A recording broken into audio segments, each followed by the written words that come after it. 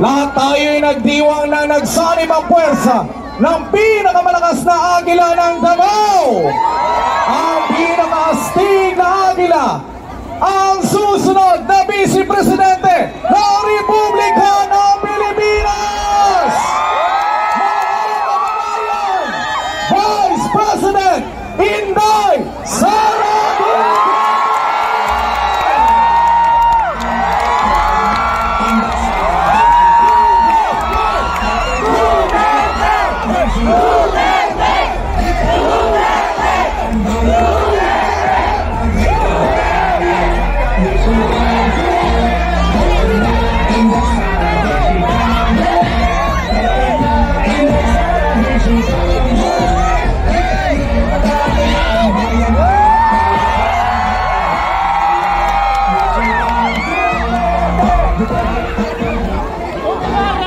At ang pinakahihintay natin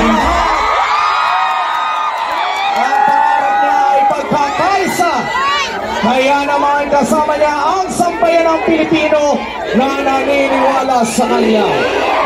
Ang pinag-uusapan, ang pangunguna, ang pilit na binabagsak ulit ladong pinakamainit na kandidato sa pagkapangulo, Pampanga. Salubungin natin ang nag-iisa nating pambato, ang Tigre ng Norte, ang susunod na Presidente ng Republika ng Pilipinas, Ferdinand Bongbong Marcos.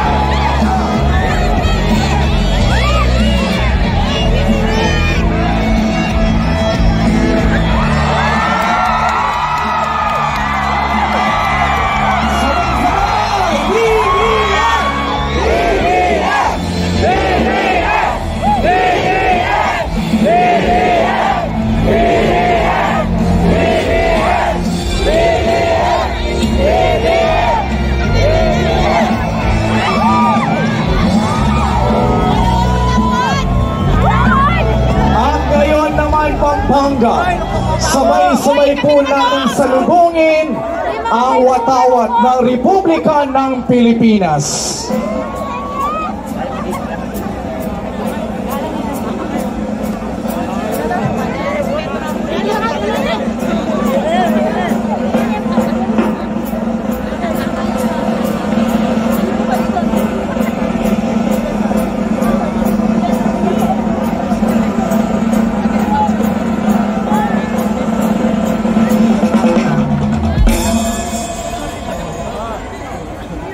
Mga kababayan kong Pilipino, sabay-sabay po nating awitin ng taus-puso ang pambansang awit ng Pilipinas. Bayang magiliw, perlas ng silanganan, alab ng puso, sa dibdib mo'y buhay, lupang hinirang, duyan ka ng magiting, sa manlulupig, di ka masisiil, sa dagat at bundok, sa simoy at sa langit mong mughaw, may nilagang tula at awit sa paglayang minamahal, ang kislap ng watawat mo'y tagumpay na nanghiling, ang bituin at araw niya kailan pa may di magdidilim, lupa ng araw ng luwalhati pagsinta, buhay ay langit.